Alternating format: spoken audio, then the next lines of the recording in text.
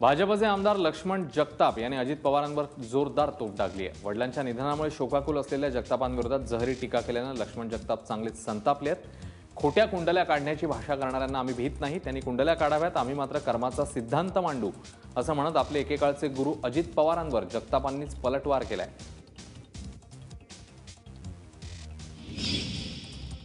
नगरपालिका निवडणुकांच्या पार्श्वभूमीवर कागलच्या शाहू सहकारी साखर कारखान्याचे अध्यक्ष समरजित सिंग घाटगे यांचा भाजप प्रवेश निश्चित झालाय।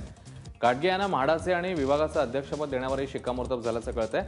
घाटगे यांच्या भाजप प्रवेशामुळे कागल तालुक्यात पक्षाला जम बसवायला मदत होईल आणि कागल मुरगुड नगरपालिकांच्या निवडणुकीत भाजपची ताकद वाढेल असा अंदाज आहे।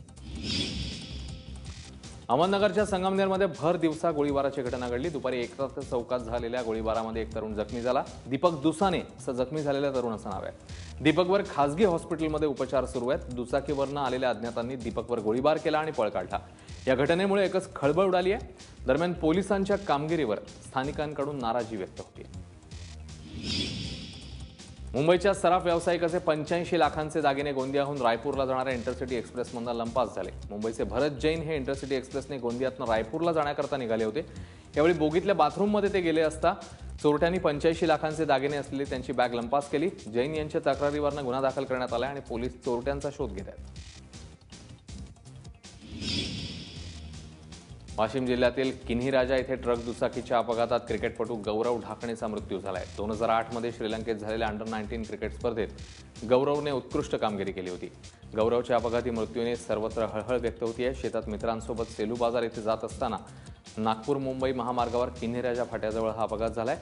ट्रकने गौरवच्या दुचाकीला धडक दिली, त्यामुळे गौरवचा ट्रकच्या चाकाखाली येऊन जागीच मृत्यू झाला, तर त्याचा मित्र स्वप्नील चौधरी जखमी झाला। वाशिम जिल्ह्यामध्ये गेल्या आठवड्याभरापासून शेतात साठवलेल्या सोयाबीनला आग लागण्याचं सत्र सुरूच आहे, त्यामुळे शेतकऱ्यांची चिंता वाढली आहे। जिल्ह्यामध्ये 3 ठिकाणी अशा घटना घडल्यात। कारंजा लाड तालुक्यातील धामणी, रिसोड तालुक्यातील चिंजाबाबेन आणि मंगळूरपीर तालुक्यातल्या तरहाळा हे शेतात तोडून ठेवलेल्या सोयाबीनला अज्ञातांनी आग लावल्यानं लाखोंचं नुकसान झालंय। आरक्षणाच्या मागणीकरता मराठा समाज एकजूट झाला असताना आता मुस्लिमांनी जळगावातल्या जामनेरमध्ये मोर्चा काढलाय। मुस्लिम समाजाची आर्थिक आणि सामाजिक परिस्थिती बघता 5% आरक्षण मिळावं याकरता मीतुल उलेमाए हिंद या संघटनेने जामनेरच्या तहसील कार्यालयावर मोर्चा काढला। या मोर्चामध्ये मोठ्या संख्येने मुस्लिम बांधव सहभागी झाले। इकडे बीडमधल्या परळीतही मुस्लिम मोर्चा काढण्यात आलेला आहे। मुस्लिम आरक्षण कृती समितीच्या वतीने या मूक मोर्चाचं आयोजन करण्यात आलं। मुस्लिम समाजाला आरक्षण द्या, मुस्लिम पर्सनल लॉ बोर्डाला हात लावू नका अशा मागण्या करत समान नागरी हक्क कायद्याला यावेळी विरोध करण्यात आला। या मोर्चामध्ये मुलींनीही मोठ्या संख्येने सहभाग घेतला। विद्यार्थ्यांच्या हस्ते निवेदन देऊन मूक मोर्चाची सांगता झाली। ईबीसी विद्यार्थ्यांसाठी उत्पन्न मर्यादा थेट 6 लाखांपर्यंत वाढवल्याबद्दल धुळ्यामध्ये युवा सेनेच्या वतीने आनंदोत्सव साजरा करण्यात आला। महाविद्यालयीन विद्यार्थ्यांमध्ये पेढे वाटून सरकारच्या निर्णयाचं स्वागत करण्यात आलं। ईबीसीची उत्पन्न मर्यादा वाढवल्यानं अनेक विद्यार्थ्यांना याचा फायदा होणार आहे, त्यामुळे सरकारचे आभार मानत युवा सेनेने निर्णयाबद्दल समाधान व्यक्त केलं। मोठा गाजावाजा करत रिलायन्सची जिओ सेवा सुरू झाली आणि बीडमध्ये जिओच्या विरोधात कोर्टाचे दरवाजे ठोठावण्यात आले। बालाजी पवार यांनी 6000च्या हँडसेटसोबत जिओची सुविधा विकत घेतली, मात्र हळूहळू त्यांच्या हँडसेटच्या तक्रारी वाढायला लागल्या। इंटरनेटचा स्पीड कमी, फ्री कॉलिंगच्या सुविधेत येणाऱ्या अडचणी, मोबाईलची बॅटरी लवकर डिस्चार्ज होणं, मोबाईल लवकर गरम होणं या तक्रारींसह पवार यांनी बीड जिल्हा सत्र न्यायालयातून रिलायन्स जिओला नोटीस पाठवली। शहीद दिनाच्या निमित्ताने आज नाशिकमध्ये पोलीस कवायत मैदानावर खास परेडचं आयोजन करण्यात आलं। यावेळी विशेष पोलीस महानिरीक्षक विनयकुमार चौबे, पोलीस आयुक्त रवींद्र सिंगल, महापौर अशोक मुर्तडक यांच्या हस्ते शहीदांना श्रद्धांजली वाहण्यात आली। यावेळी सर्व पोलीस कर्मचारी, अधिकारी, माजी सैनिक आणि नाशिककर मोठ्या संख्येने उपस्थित होते।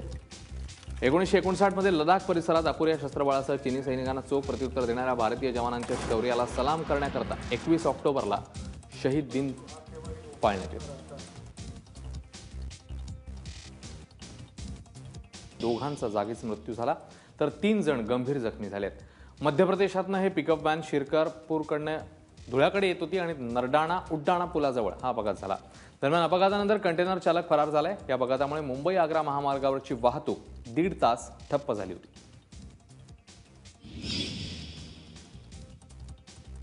दिवाळीच्या सुट्ट्यांमध्ये प्रवाशांच्या सोयीसाठी गोंदिया आगार अतिरिक्त बसेस चालवणार आहे। दिवाळीच्या 10 दिवसांच्या काळामध्ये या गाड्या चालवल्या जातील, ज्यातून प्रतिदिवस 10 लाखांचं उत्पन्न मिळवण्याचा निर्धार एसटी महामंडळाने केला आहे। याशिवाय दिवाळीच्या सुट्ट्यांमध्ये मानव विकास मिशनच्या स्कूल बसेस प्रवासी सेवेसाठी वापरल्या जातील, ज्यामुळे दिवाळीत बाहेरगावी जाणाऱ्या प्रवाशांची सोय होईल। जिल्ह्यांतर्गत येणाऱ्या महत्त्वाच्या गावात दर अर्ध्या तासाने एक बस सोडण्याचा निर्णय एसटी महामंडळाने घेतला आहे। सोलापूर शहरासाठी 4 टप्प्यात 20 टीएमसी पाणी आरक्षित ठेवण्याचा निर्णय झाला आहे। जिल्हा जलसिंचन आराखडा बैठकीमध्ये पालकमंत्र्यांनी आदेश दिले।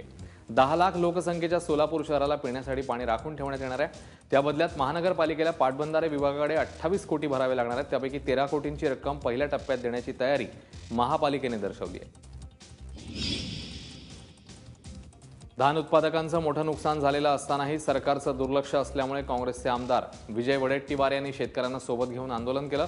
वेगवेगळ्या रोगांमुळे धान पिकाला मोठं नुकसान झालंय, तरीही सरकारने अजूनही कुठल्याही प्रकारचे सर्वेक्षणाचे आदेश दिले नाहीयेत। त्यामुळे शेतकऱ्यांसोबत वडेट्टीवार यांनी जिल्हाधिकारी कार्यालयावर धडक दिली।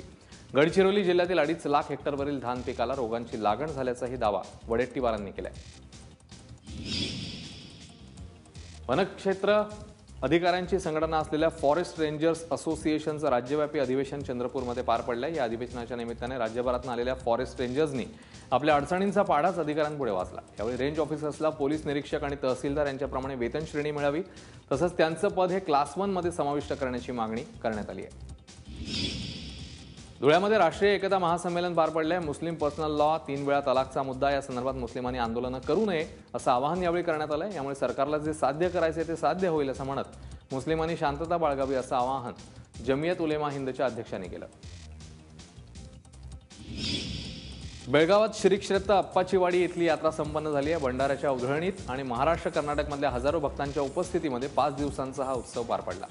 यावेळी ढोल वादनाने अप्पाचीवाडी दणाणून गेली। 5 दिवस चाललेल्या यात्रेला लाखो भाविकांनी हजेरी लावली।